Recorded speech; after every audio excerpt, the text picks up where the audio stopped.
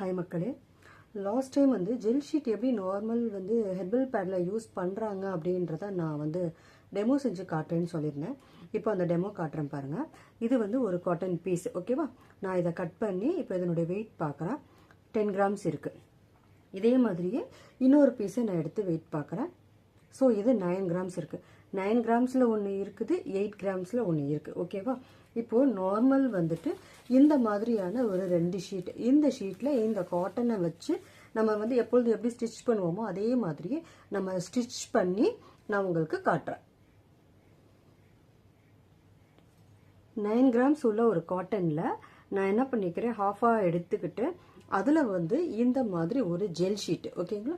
இந்த gel sheet பார்த்தீங்கன்னா ஒரு 2 கிராம்ஸ் இருக்கும். 6 இன்ச்சுக்கு நான் கட் பண்ணியிருக்கிறேன். இதை நான் சென்டரில் வச்சிடுறேன், ஓகேவா? இது சென்டரில் வச்சுட்டு இதுக்கு மேலே நான் இன்னொரு லேயர் அப்படி வச்சுட்டேன். அதே ஒரே லேயர் தான் நான் பாதியாக பிரிச்சிருக்கேன், ஓகேவா?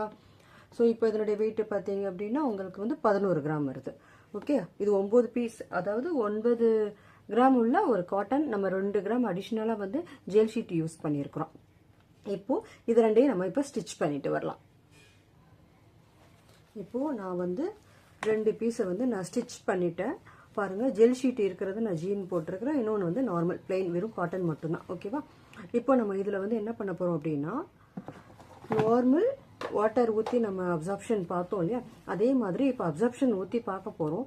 ஜெல் ஷீட்டை தாண்டி உள்ளே இறங்குதா இல்லை எப்படி காட்டன் வந்து ஃபுல்லாக அப்சார்ப்ஷன் ஆகுதா அப்படின்றத நம்ம பார்க்கலாம். இது வந்து ஜெல் ஷீட்டு, இது வந்து நார்மல். இது இப்போது இதில் வந்து நான் என்ன பண்ண போகிறேன், வாட்டர் ஊற்றி நான் காட்டுறேன். இதை வந்து கொஞ்சம் வந்து நமக்கு ஒயிட் கலரில் தண்ணி ஊற்றினா நமக்கு தெரியாது அப்படின்றதுக்காக கொஞ்சம் நான் கலரிங் மிக்ஸ் பண்ணியிருக்கேன். ஸோ இது எந்த அளவுக்கு உள்ள அப்சார்ப்ஷன் ஆகுதுன்னு பார்க்கலாம்.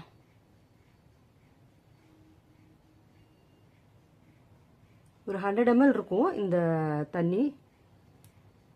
ஒரு அப்ராக்சிமேட்டாக 50 இதில் ஊற்றலாம். ஐயோ, சைடில் எல்லாம் லீக் ஆகுது.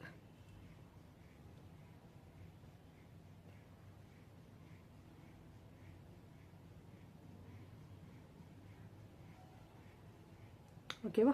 ஒரு 50 ml வந்து நான் இந்த ஜெல் ஷீட்டில் ஊற்றிட்டேன். இதில் 50 ml ஊற்றலாம்.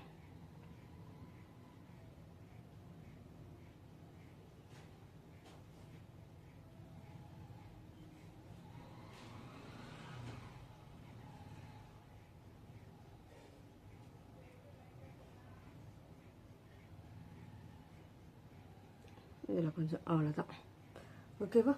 இப்போ நான் ஃபுல்லாக ஊற்றியாச்சு.